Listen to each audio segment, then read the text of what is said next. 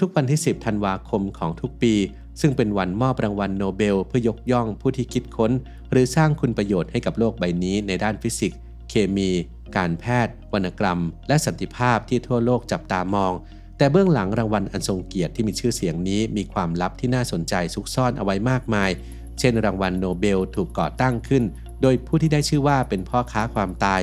และทำไมเขาถึงก่อตั้งรางวัลนี้ขึ้นมารวมถึงทำไมรางวัลสาขาสันติภาพถึงถูกมอบในนอร์เวย์แทนที่จะเป็นบ้านเกิดของอัลเฟรดโนเบลผู้ก่อตั้งคลิปนี้อับดุล ไททูบได้รวบรวม7ความลับของรางวัลโนเบลรางวัลที่จะมอบให้แก่บุคคลที่สร้างสรรค์ผลงานสะเทือนโลกมาฝากกันครับ 1.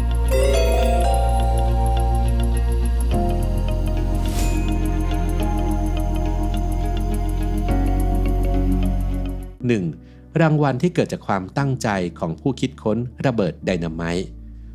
ทุกคนคงเคยได้ยินมาว่ารางวัลโนเบลนั้นถูกตั้งชื่อตามนักวิทยาศาสตร์ชื่อว่าอัลเฟรดโนเบลแล้วสงสัยไหมครับว่าเขาคือใครและทำไมถึงก่อตั้งรางวัลที่กลายเป็นรางวัลที่ยิ่งใหญ่ที่สุดในแวดวงวิชาการในปี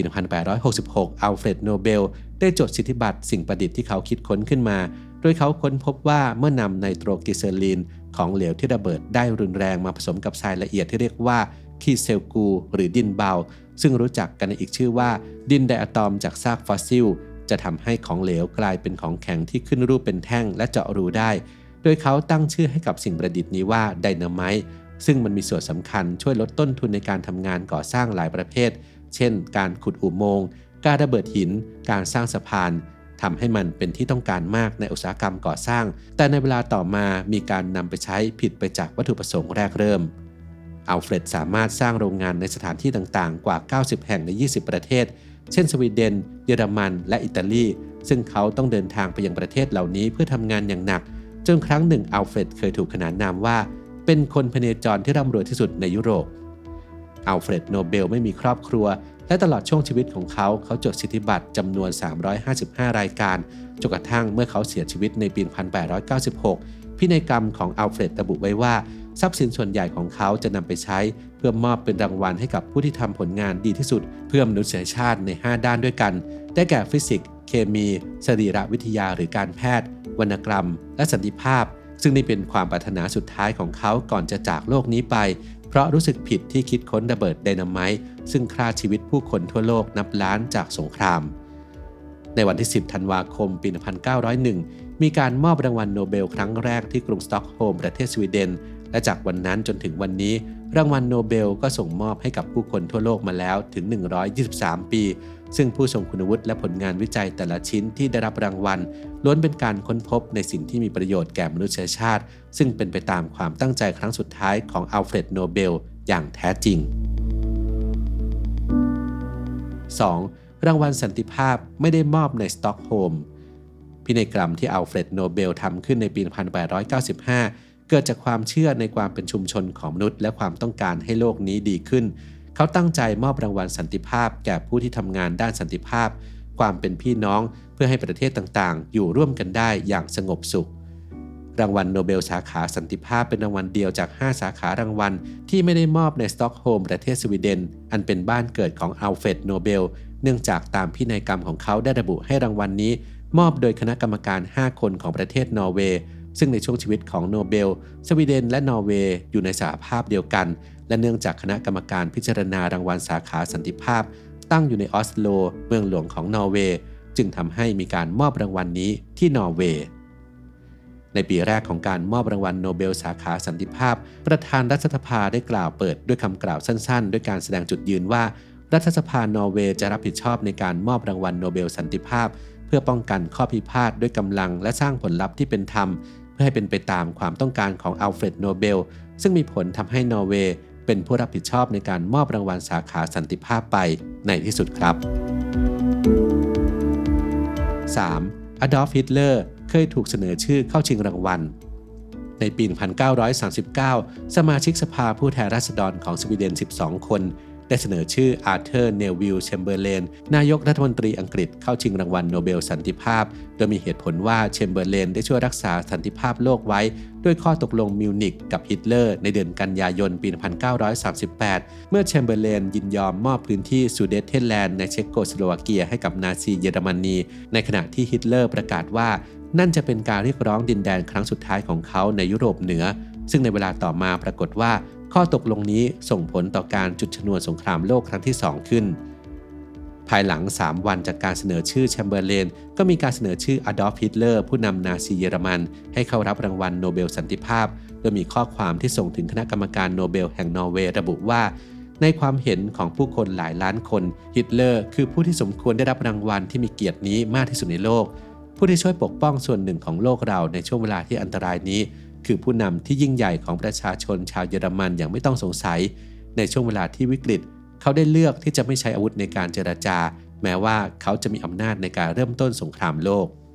แน่นอนว่าเกิดกระแสต่อต้านขึ้นอย่างหนักเอริกแบรนด์ผู้เสนอชื่อฮิตเลอร์ให้สัมภาษณ์ในหนังสือพิมพ์ของสวีเดนว่า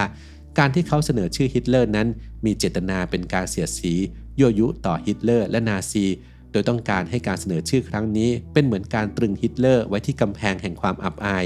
ในฐานะศัตรูหมายเลขหนึ่งของสันติภาพในโลก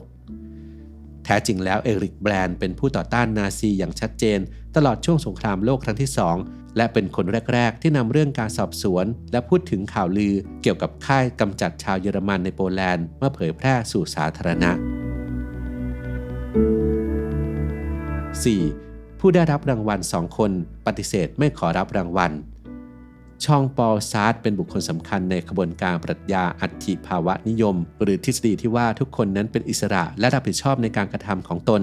ผลงานของเขามีอิทธิพลอย่างมากต่อในแง่สังคมวิทยาในศตวรรษที่ 20ซึ่งนั่นทำให้เขาได้รับการเสนอชื่อและได้รับรางวัลโนเบลสาขาวรรณกรรมในปี 1964 แต่เขาเลือกปฏิเสธการเข้ารับรางวัลด้วยเหตุผลที่ว่าเขาไม่ต้องการถูกทำให้เป็นสถาบันที่อาจจำกัดอิสระทางความคิดและการสร้างสรรค์ในผลงานการเขียนของเขาอย่างแท้จริงซึ่งเป็นเหตุผลเดียวกันกับที่เขาใช้ในการปฏิเสธเข้ารับรางวัลเกียรติยศอื่นๆที่ผ่านมา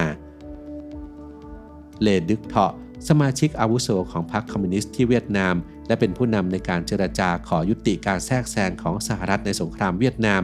เป็นอีกหนึ่งคนที่ปฏิเสธไม่รับรางวัลโนเบลสาขาสันติภาพเลดึกเถาะจะมองว่าการแทรกแซงของสหรัฐในสงครามเวียดนามเป็นการล่าอาณานิคมใหม่เขาเป็นตัวแทนของเวียดนามเหนือในการเจรจากับสหรัฐที่กรุงปารีสตั้งแต่ปี 1968 จนกระทั่งในปี 1973 การเจรจานี้ก็ทำให้กองทัพสหรัฐถอนตัวออกจากเวียดนามในปีนั้นเลดึกเถาะและเฮนรี่คิสซิงเกอร์ที่ปรึกษาของประธานาธิบดีริชาร์ดนิกสันของสหรัฐได้รับการพิจารณาคัดเลือกโดยคณะกรรมการของนอร์เวย์ได้ให้รับรางวัลโนเบลสันติภาพเนื่องจากทั้งสองได้ปฏิบัติตามปรัชญาของอัลเฟรดโนเบลซึ่งเชื่อว่าความขัดแย้งระหว่างประเทศต้องได้รับการแก้ไขผ่านการเจรจาและไม่ใช่สงครามอย่างไรก็ตามเลดึกเถาะปฏิเสธรางวัลอันทรงเกียรตินี้ไปเนื่องจากแม้ว่าสหรัฐจะถอนกำลังทหารแต่สงครามระหว่างเวียดนามเหนือและใต้ยังคงดำเนินต่อไปซึ่งเขาได้ส่งโทรเลขถึงคณะกรรมการโดยกล่าวว่ามันเป็นไปไม่ได้ที่จะรับรางวัลที่คณะกรรมการได้ให้เกียรติมอบให้ต่อเมื่อข้อตกลงปารีสเกี่ยวกับเวียดนามได้รับการเคารพยุติการต่อสู้และสันติภาพกลับคืนสู่เวียดนามได้อย่างแท้จริงเขาจึงจะสามารถรับรางวัลนี้ 5. ขายรางวัลโนเบลเพื่อรักษาตัวลีออน เลเดอร์แมนได้รับรางวัลโนเบลในปี 1988 สำหรับการวิจัยทางฟิสิกส์ที่ได้ค้นพบสิ่งที่เรียกว่านิวตริโนอนุภาคมูลฐานขนาดเล็กที่เคลื่อนที่ทะลุผ่านสสารทุกชนิดโดยที่ไม่สามารถถูกตรวจจับได้ปัจจุบันรู้จักกันว่ามี3ประเภทและถูกเรียกอีกชื่อหนึ่งว่าอนุภาคผี